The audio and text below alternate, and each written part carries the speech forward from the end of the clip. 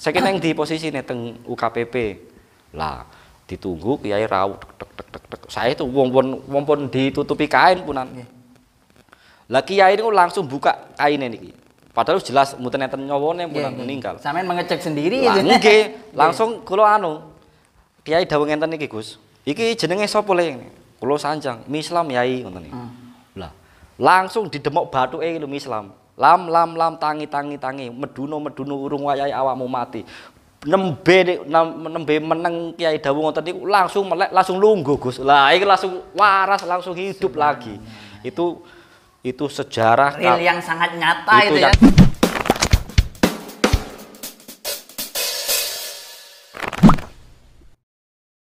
Assalamualaikum warahmatullahi wabarakatuh. Waalaikumsalam warahmatullahi wabarakatuh. Masih stay tune di channel YouTube Aruf Official. Kali ini kita akan ngobrol santai dengan salah satu alumni yang mana datangnya jauh dan termasuk rakyatnya Pak Ganjar juga, Pak Ganjar Pranowo, Gubernur Jawa Tengah. Aslinya Kabupaten Wonogiri. Beliau adalah Ustadz Zainal Arifin, Abah Zainal kalau terkenalnya. Dan saya juga pernah diundang beliau ketika pengajian peletakan batu pertamanya, dan beliau seorang pengasuh dan pendiri pondok pesantren Mahabbatul Qadiri. Langsung saja saya akan menanya-nanyakan tanpa basa-basi. Dan perlu diketahui dulu ketika mondok ini sering salah satu-satunya santri yang berani memalak saya. Memalak rokok ibaratnya. Tapi sekarang sudah menjadi kiai jadi beda. Tidak akan mungkin dah seperti itu. Justru kebalikannya, sebaliknya begitu. Langsung saja kita akan menyapa beliau. Assalamualaikum Ustaz. Waalaikumsalam Gus. Bagaimana kabarnya Bang? Alhamdulillah saya sehat. Ini begini Ustaz, perjalanannya Ustadz Zainal sendiri. Perjalanannya awal mula menjadi santrinya guru kita kejadian itu kejadiannya di mana dan bagaimana? Terima kasih Gus. Niki langsung mawon karena waktunya terbatas. Jadi kalau langsung mengisahkan sejarah saya perjalanan kenal sama kiai dan menetap mondok di Al-Qadiri. Diawali dulu saya tidak punya niat dan tidak punya maksud tujuan untuk berkeniatan mondok di Al-Qadiri. Jadi kisahnya itu diawali dari orang tua saya Gus. Jadi dulu orang tua saya itu kan merantau di luar negeri di Jepang. Sudah 6 tahun kami berpisah dengan orang tua. Dan waktu itu orang tua dengar kabar mau pulang ke Indonesia. Dan saya langsung ditelepon bahwasanya ibu saya sudah sampai di Bali. Dan saya diperintah untuk mengajak adik-adik saya Gus. Awalnya itu.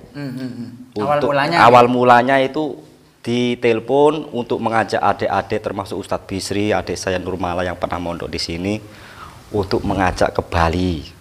Lah pikiran saya waktu itu seneng Gus, masalahnya apa? Ibu dari luar negeri merantau jauh di Jepang kan, otomatis pikiran saya kan wah ibu banyak uang mau diajak jalan-jalan ke Bali. Awalnya seperti itu. Lah akhirnya terus saya sama adik saya jemputi semuanya, saya ajak ke Bali dengan rasa bahagia. Seneng lah, artinya punya harapan itu hidup enak, hidup dibahagiakan di sana. Tapi singkat kata singkat cerita, apa yang saya harapkan itu ternyata kebalik Gus, justru sebaliknya. Jadi saya langsung singkat kata singkat cerita bawa adik langsung ke Bali. Alhamdulillah di sana bertemu dengan orang tua. Tapi langsung singkat kata singkat cerita orang tua saya itu membawa duka ceritanya itu. Karena merantau di luar negeri 6 tahun pulang itu nggak membawa uang karena uangnya ditipu ceritanya itu. Ditipu Gus. Itu ditipunya di Jepang. Di Jepang. Pulang itu dulu itu kan ibu saya kan rencana kerjasama bisnis usaha di Bali, ternyata uangnya itu digawa kabur.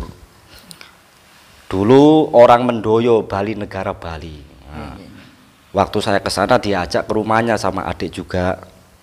Ternyata orangnya itu nggak ada, yang ada istrinya. Terjadilah itu cekcok mulut. Terjadi apa namanya itu pertengkaran sama keluarganya penipu itu tadi. Akhirnya singkat kata singkat cerita, karena itu terjadi cekcok mulut keramaian, akhirnya diteleponkan polisi dari pihak keluarga. Terus kami bersama ibu bersama adik-adik itu dijemput polisi, dianggapnya itu perusuh. Akhirnya dibawalah kami itu ke Polsek Mendoyo Bali. Pada tahun berapa itu? Ingat? Kurang lebih itu tahun 2000 berapa itu ya? 2004, 2003. 2004 kurang lebih ya. 2004. Akhirnya diinterogasi, ibu saya kan menuntut karena tidak ada bukti yang kuat sehingga tidak bisa memproses masalah tersebut. Akhirnya sudah nyewa pengacara segala macam, mengatakan pengacara tidak bisa diproses karena tidak mempunyai bukti-bukti yang akurat. Akhirnya ibu saya stres, saya dulu yang awalnya itu dengan menyambut dengan bahagia, tapi ternyata kenyataannya kan seperti itu. Berbalik. Jadi sedih dan diduga. Pada akhirnya ibu bingung, saya juga bingung, keluarga bingung. Akhirnya memutuskan untuk pulang.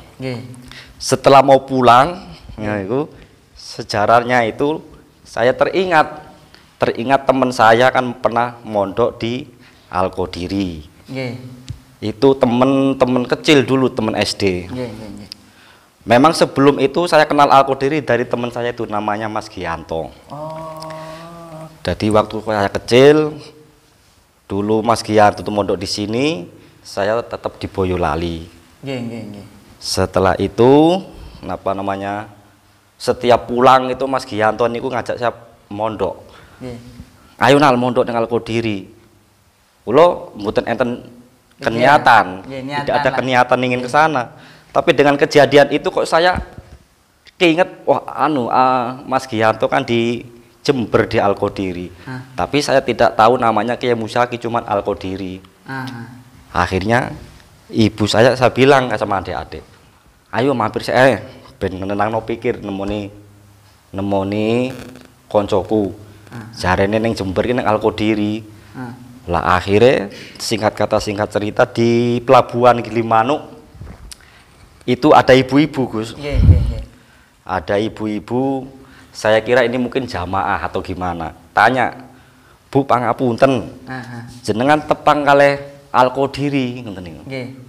Kebetulan yang saya tanya itu jamaah ternyata, Gus. Jamaah manakib. Oh, Al-Qodiri nggih, Al-Qodiri Kiai Musyaki. Kulo mikir, nggih aku ngoten niku. Enggak tahu saya, Gus. Akhirnya ya udah, sampai niki mengke medune teng terminal Tawang Alun. Kalau sudah sampai situ, nanti sampean tanya saja Al-Qodiri 1 Jember. Nanti pasti semuanya angkot-angkot, tukang ojek, masyarakat Jember semuanya mengenal kiai kan. Ternyata bener, Gus, sampai Gilimanuk terminal Tawang Alun, tanya-tanya sama angkot, ternyata betul. Angkot dikasih tahu bahwasanya Al-Qodiri Kiai Musyaki, langsung diantar tempat tujuan. Lah sampai tempat tujuan di depan itu, Gus, saya bingung masalahnya. Pernah Mas Gianto niku bilang bahwasanya Al-Qodiri pondokku itu gede 24 hektar. Tapi kenyataannya waktu saya sampai di gerbang utama kok kayak perumahan kula ngoten. Kula yele-yelan niku kali supir e. Pak salah Pak iki. Lho jarene sampai nang Al-Qodiri. Lah iki Al-Qodiri piro? Ya pokoke Al-Qodiri Kiai Musyaki. Lah iki cara kasar iki wong kene masih ngerti paham. Iki lho iki Al-Qodiri 1 tempatnya Kiai Musyaki. Masih eyel-eyelan. Oh, mboten mungkin wong rencang kula sanjange gede pondoke, lah iki sempit perumahan. Sampai ojo ngeyel dhisik, mlebu dhisik baru kok sampean ngerti. Sing gedhe ki ning burine kono ning ngarepe iki memang kaya ngene iki gerbange. Napa nggih, Pak? Ya wis coba ngene. Akhirnya kula mlebet niku ternyata semakin dalam. Ternyata oh iya bener ketok masjide, ketok lapangane. Oh bener. Kula langsung takon kali penjaga niku bahwasane menanyakan yang namanya Mas Gianto dari Boyolali, Gus.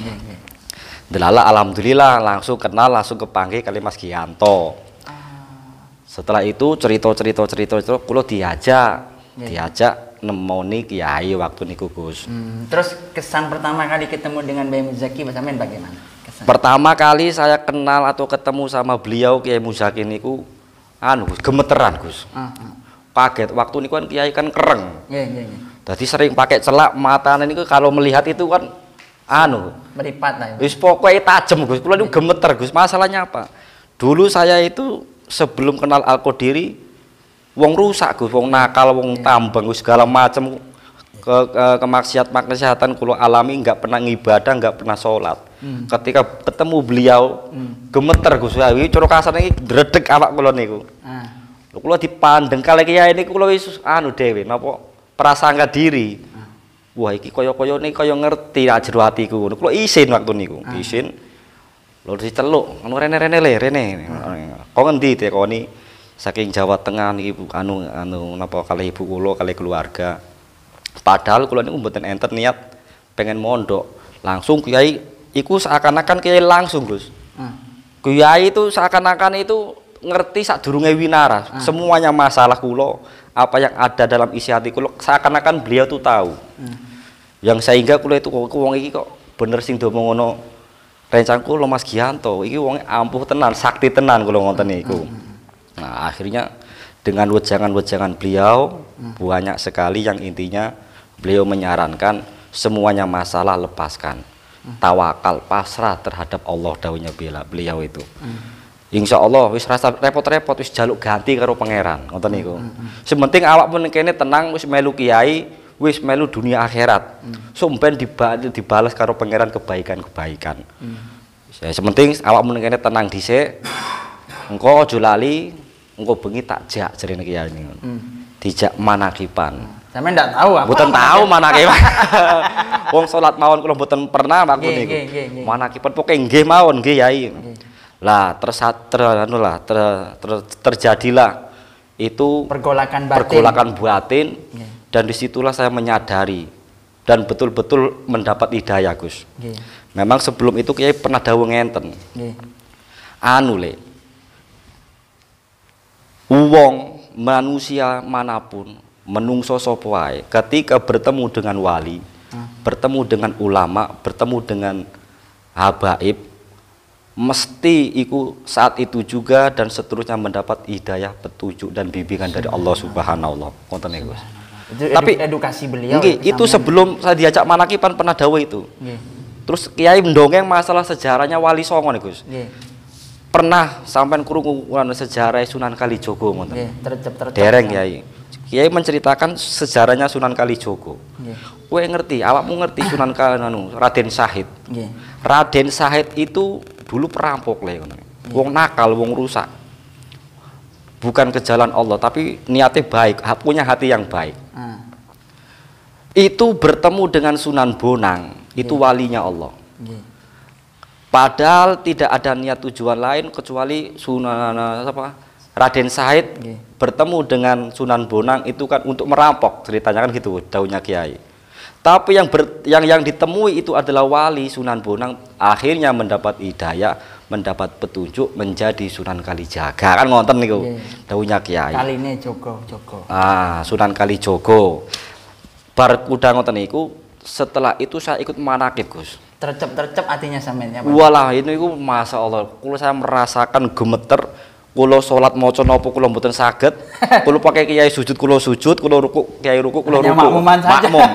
Tapi setelah niku Gus, sing bikin membara gemetar hati, geter itu, waktu diajak sholat sunnah, sholat hajat jam 12 malam sama santri-santri itu, tengah malam.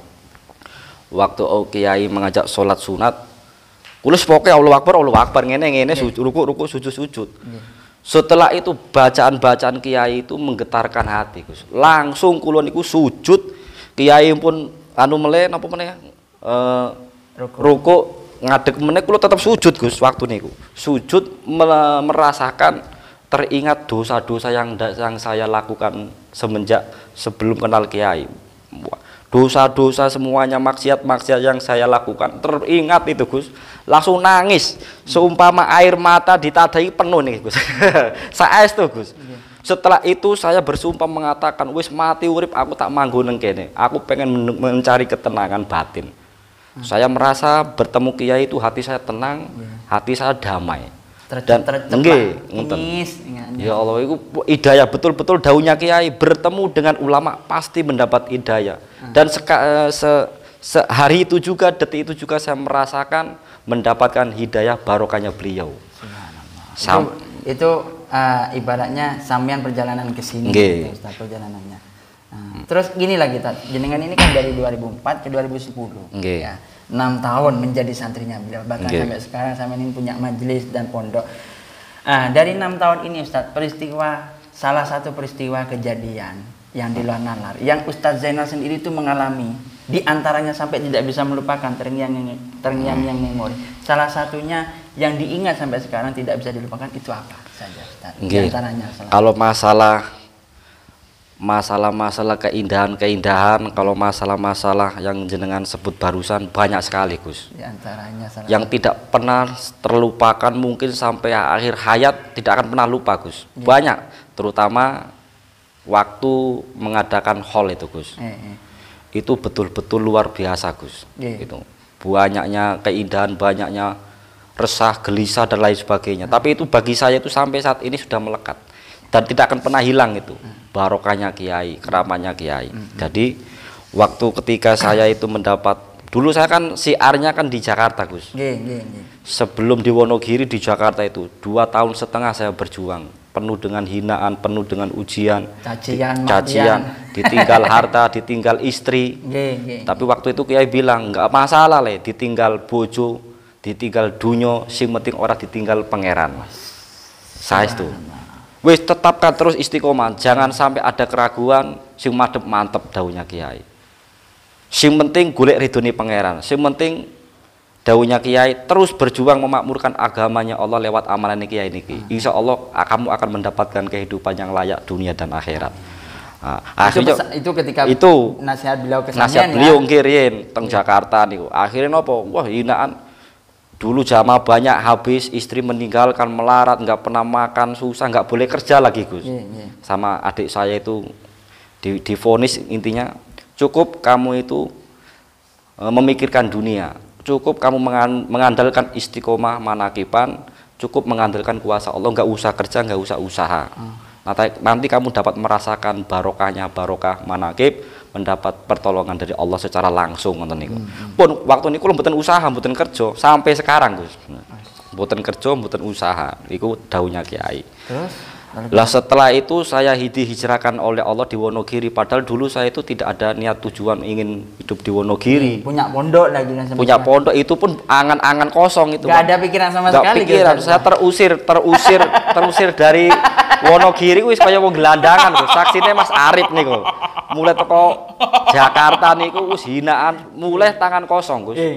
Tangan kosong. Akhirnya Mas Arif itu mbedo kula. Nah, Mas Arif niku. Wis pokoke mbedo lah guyoni kula. Ya memang kula dulu kan termasuk salah satu di Jakarta itu kan pengusaha Gus, pengusaha. Pada akhirnya karena itu ada amanah dari kiai untuk mengistiqomahkan manakib, untuk mengajak umat mengenalkan dzikir manakib ini. Akhirnya saya nggak boleh kerja itu. Akhirnya saya pulang tangan kosong Gus. Tangan kosong, saya bingung niku. Bingung, wis bojo reneng, wis melarat, wis ora oleh kerja, kepiye kula niku. Tapi istiqomah terus kula berjuang, manakiban keliling tiap malam niku. Enten manakiban teng pundi kula goleki. Parani. Akhirnya terbawalah hijrah teng Wonogiri. Di Wonogiri dulu saya nggak punya siapa-siapa, nggak punya saudara, nggak punya teman, bahkan Rp1.000 saya nggak bawa uang Gus. Tapi amit ibaratnya sampai melarat total. Walah ya? Itu wis sedasar-dasarnya itu wis hina-hinanya kula waktu niku. Tapi betul daunnya kiai itu apa yang terucap oleh daunnya kiai, saya meyakini dengan yang namanya Sirur Robani ala lisani al ustadi. Itu pegangan saya, itu Quran saya Gus. Apa yang beliau daukan kula yakini nih Gus.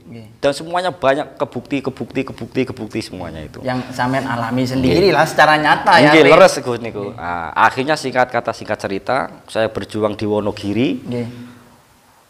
Mendapatkan tanah wakaf iki langsung. Padahal dulu niki yang punya tanah wakaf ini Mbah Sulaiman orang yang keras, orang yang nggak bisa diluluhkan hatinya. Semuanya orang tahu. Pada akhirnya dengan kuasa Allah, dengan barokahnya manakib, itu Mbah Suliman itu luluh hatinya. Dulu penentang Gus, istrinya manakiban diancam mau digantung katanya kalau melu ikut saya manakiban. Tapi terus kalau tetap saya mendoakan yang terbaik, akhirnya alhamdulillah mendapat barokahnya kiai, barokahnya manakib. Mbah Suliman itu orang yang keras, akhirnya bisa memberikan tanah, bisa menjadi berbalik cinta. Dulu benci, sekarang cinta. Bahkan keluarganya itu juga sekarang menjadi donatur yang ikut membantu perkembangan manakib. Nah, yang saya menjadi kesan itu yang tidak bisa lupa Gus, pertama kali bangun babat alas itu alas hutan. 1 tahun kemudian jadilah pondok. Kulo matur kali kiai kali adik kulo bisri. Yai alhamdulillah niki kulo sampun angsal tanah wakaf, sampun bangun pesantren, kulo nyuwun ridhone jenengan. Wah seneng kiai, wah seneng. Iya le, kiai dawuh ngoten iki. Aku paling seneng duwe santri ketika keluar dari pondok membangun masjid, krungu kabar membangun mendirikan manakib, ketimbang aku duwe santri metu teko Al-Qadiri dadi wong sukses ngoten. Dadi wong mulya, dadi konglomerat. Ketika santri saya menjadi konglomerat datang ke Al-Qadiri, kedaunya kiai membawa kekayaan, kiai gak begitu seneng. Walaupun aku dikei duit sak koper, nggak begitu seneng. Tapi ketika saya itu melihat, mendengar santri saya keluar dari Al-Qadiri dan datang kembali membawa umat, membawa kabar, membangun pesantren, masjid, baru kiai bangga, senengnya dunia akhirat. Wah, lo langsung lo seneng nih Gus. Ya wis le, nek ngono. Pondokmu sumben aku langsung sing resmekno, jare ngoten niku. Resmekno. Nggih siap Yai, matur nuwun nggih. Lah singkat kata singkat cerita, berapa bulan kemudian lagi kula sowan mriku melek, langsung Kiai dawuh. Dawuh ngenten. Anu le, siap urung ngene. Misale diadakan hall Kiai rawuh kono, kira-kira awakmu siap mboten? Siap ora ngono. Lah kula siap mboten siap wong jeng waktu niku walah lagi susah-susah Gus. Lagi susah-susah. Jamaah pun juga belum banyak, paling baru 25-30 jamaah. Belum belum kompak. Nggih, belum kompak. Nah, terus akhirnya kula secara langsung niki langsung jawab, "Siap Yai," ngoten niku. Spontanitas. Spontan, siap Yai, padahal kula niku batin kula bingung. Iki donate kondi. Nggih, Gus bingung, pokoke siap Yai kula niku. Lah akhirnya ya wis le, akhirnya langsung digolen tanggal kali Ustadz Basri, Mas Arif, saksinya banyak itu jamaah Boyolali Wonogiri. Goleno tanggal waktu itu alhamdulillah mendapat tanggal malam 1 suro nggih Gus. Bulan 9. Tanggal 31 Agustus kalau tidak salah. Akhirnya kula bingung Gus, seneng membawa seneng dan juga membawa bingung, stres. Akhirnya berita itu saya bawa terhadap jamaah Wonogiri bahwasanya nanti tanggal sekian bulan sekian Kiai akan hadir untuk meresmikan pondok. Itu semuanya jamaah bingung Gus. Bingung Gus, bingungnya ngenten. Lah kepiye kan akan didatangi dari jamaah dari mana-mana, dari Lampung, dari Kalimantan, dari Jakarta, Jawa Tengah, datang semuanya.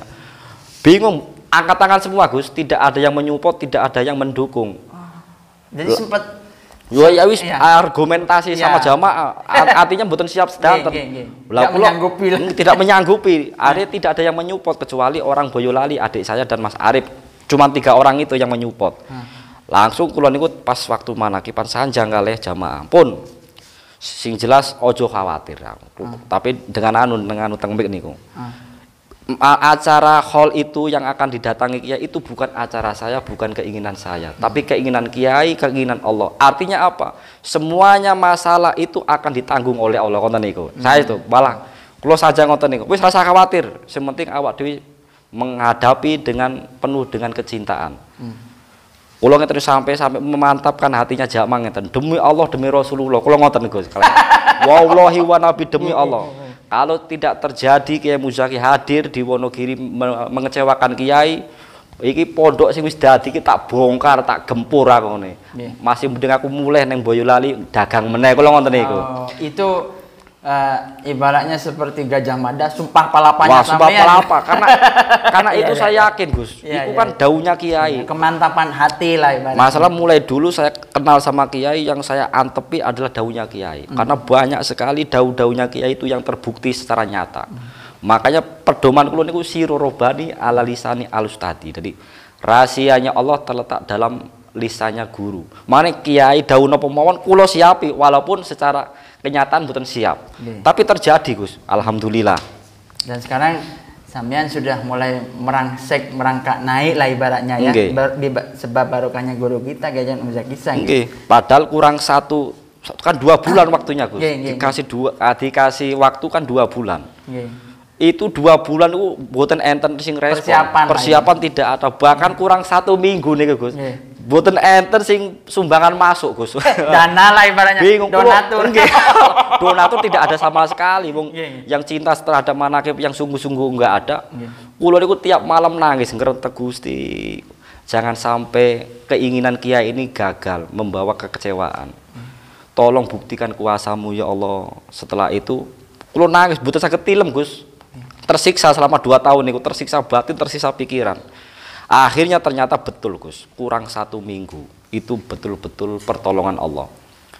Padahal wis undangan pun nyebar tanggung saking pundi-pundi, tapi dana mboten enten sama sekali. Akhirnya itu banyak yang datang itu awalnya tamu yang membawa sakit Gus. Pertama itu orang Kristen.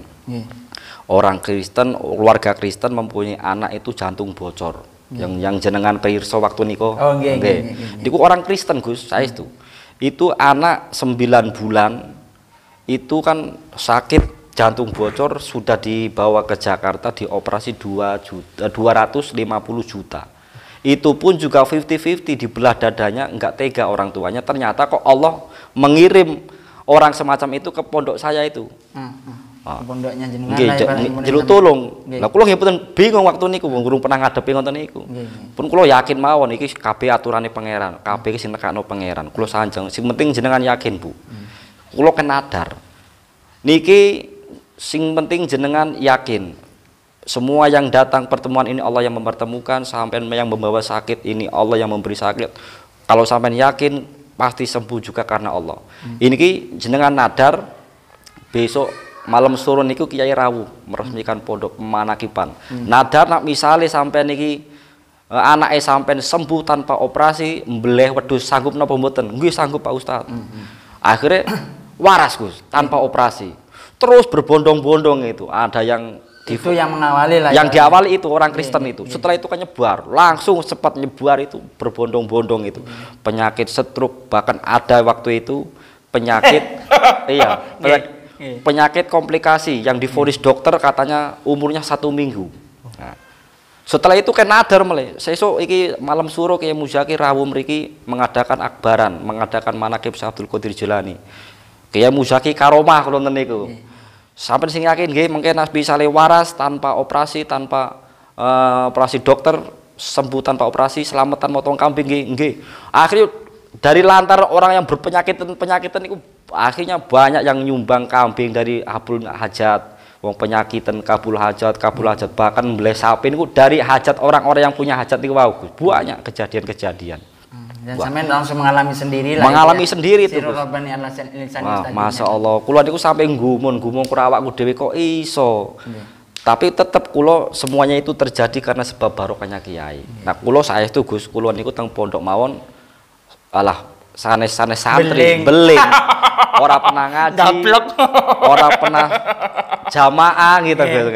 Salat dhewe. Lah kok yang saya heran kok kenapa kok saya dijadikan atau dipilih oleh Allah itu kok menjadi ustadz seperti ini? Padahal tidak ada keinginan seperti itu, Gus. Mungkin itu barokahnya Kiai. Semuanya itu terjadi karena barokah dan karomahnya Kiai, Gus. Dan inilah kita, di antara nasihatnya Bayi Muzaki sampai sekarang yang dijadikan pedoman hidup sampai mati. Di antaranya nasihatnya beliau ke Ustadz Zainal sendiri, di antaranya yang mungkin Ustadz Zainal terngiang-ngiang.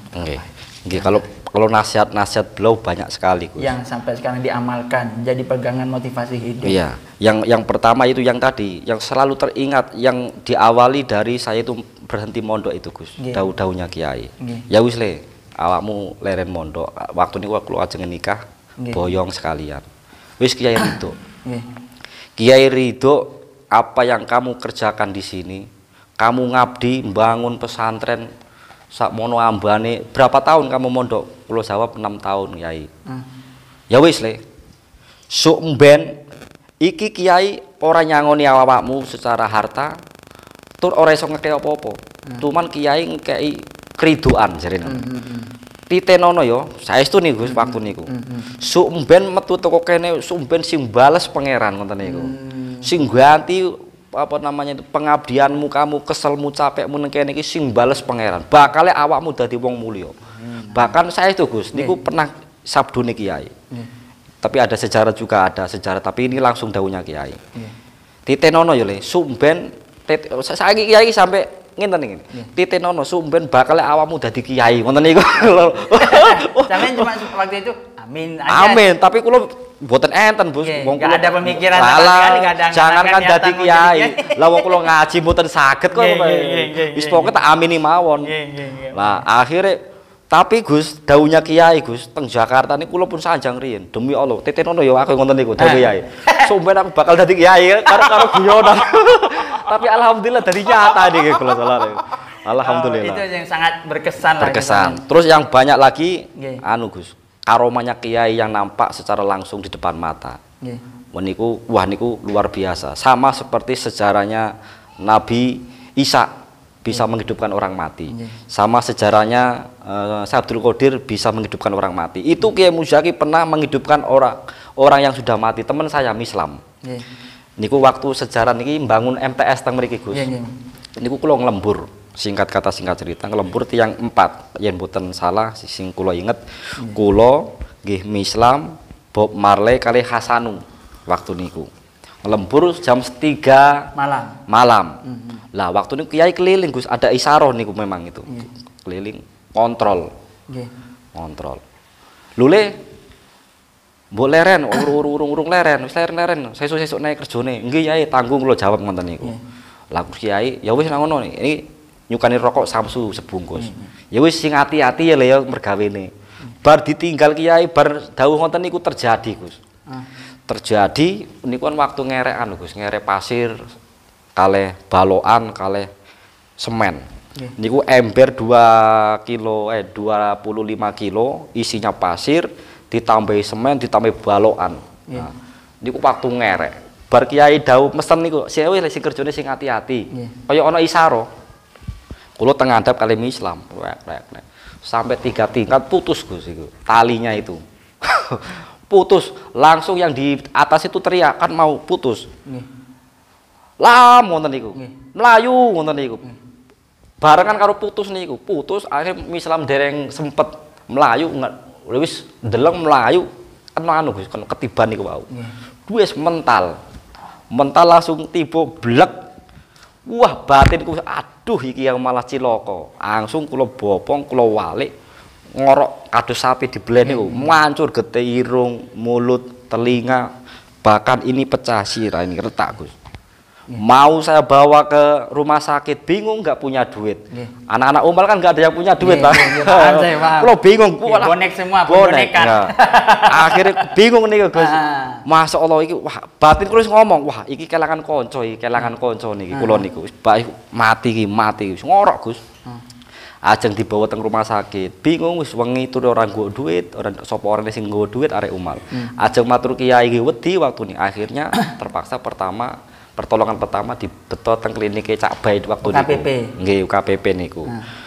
Di rumah kiambak mun, tapi pun opnam wis. 1 hari, 2 hari, 3 kali iku sakaratul maut. Itu saya melihat sendiri Gus. Akhirnya ya mengembuskan napas terakhir langsung pun ditutupi kain punan innalillahi langsung kula madhep kiai Gus. Pas bar manakipan niku. Bar manakipan malam kiai medun saking masjid kula papak, "Yai pangapunten niki enten lare umal mboten kula sanjang mati, enten lare umal kecelakaan sudah 3 hari opnam padahal pun mati." Koma lah ibaratnya. Koma ngono. Ya wis aku tak rono. Saya kena yang di posisi nih teng UKPP. Lah ditunggu kiai rawuh saya itu wong pun ditutupi kain punan. Lah kiai niku langsung buka kainnya niki.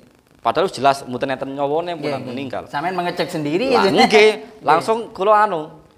Kiai dawuh ngenten niki Gus. Iki jenenge sapa le? Kula sanjang, Mislam Yai ngoten niki.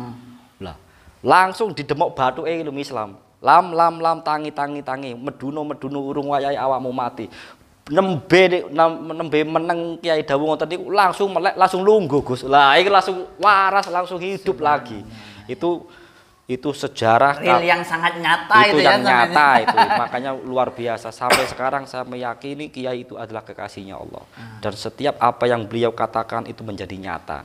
Itu banyak sejarah-sejarah itu secuplikan-cuplikan karomahnya Kiai yang saya menyaksikan secara langsung itu Gus. Dan ini yang terakhir pesan-pesan Ustadz Zainal kepada para imam manaqib, jamaah manaqib, wabil khusus kepada alumni dan santri Al-Qadiri. Harapan Ustadz Zainal bagaimana? Nggih, pangapunten nggih nak masalah pesan-pesan untuk para senior-senior imam-imam manaqib mboten pantes. Cuman saya ingin menyampaikan apa yang Kiai sampaikan terhadap saya. Pesan-pesannya beliau, pertama beliau pernah dawuh yang pernah terngiang sampai saat ini. Pernah dawuh ngenten Gus. Le, iki pesene Kiai. Rungokno ya kupingmu. Iku dawuh Yai. Sing temenan. Seumpama matahari itu adalah Tuhan, saja ngoten niku. Dan bayang-bayang ini adalah dunia. Ketika kamu mengejar bayang-bayang alias dunia, tidak akan pernah kamu gapai dunia, yang ada kamu jauh dari matahari alias Tuhan. Tapi sebaliknya ketika kamu mengejar matahari alias Allah, maka dunia alias bayang-bayang akan mengejarmu, akan mendekatimu. Dawuhnya Kiai seperti itu. Mungkin artinya kan paham ya, dan jangan terlalu mengejar dunia. Yang penting yang diutamakan Allah. Kalau pengen mendapat kecintaan-kecintaan dari dunia itu sendiri. Yang kedua Gus ngenten, iwau pedoman sasiru robani ala lisani al ustadi. Rahasianya Allah terletak dalam lisannya Kiai. Seorang guru, seorang ya Kiai Musyakil lah bagi saya. Oleh karena itu untuk seluruh jamaah manaqib, imam manaqib, santri, putra-putri, alumni di pondok dimanapun saja berada, mari yang yakin, jangan pernah takut dengan segala sesuatu yang belum terjadi, jangan pernah berkeluh kesah, jangan pernah putus asa dengan sesuatu yang sudah terjadi, jalani, syukuri, nikmati apa yang Allah beri, yakin dan percayalah bersama barokahnya Kiai, bersama barokahnya beliau, bahwasanya yakin pertolongan Allah pasti menyertai kita, pertolongan Allah pasti akan datang ketika kita meyakini apa-apa yang diyakini Kiai, apa-apa yang diyakini oleh kita semuanya sebagai santri ataupun alumni. Dan tak lupa pula kepada seluruh jamaah manaqib, imam-imam manaqib, alumni di pondok dimanapun saja berada, dukung selalu. Jangan lupa dukung channel Ar-Rufa Official dengan like, comment, share, and subscribe. Itulah pemaparan beliau yang sangat luar biasa, ceritanya sangat wah ini sangat menarik. Ada beberapa poin yang saya bisa sampaikan bahwa man shalla khalfa alimin faka'annama khalfa nabiyyin. Wa man shalla khalfa nabiyyin ghufira lahu. Siapa yang sholat di belakangnya orang alim, maka seakan-akan dia sholat di belakangnya orang Kanjeng Nabi. Dan siapa sholat di belakangnya Kanjeng Nabi, maka dia akan diampuni dosa-dosanya. Teruslah berjamaah dengan guru Anda agar kehidupan Anda semakin indah, berkah, dan selalu barokah. Kiranya itu saja yang bisa saya sampaikan. Kurang lebihnya saya mohon maaf. Wassalamualaikum warahmatullahi wabarakatuh. Waalaikumsalam warahmatullahi wabarakatuh.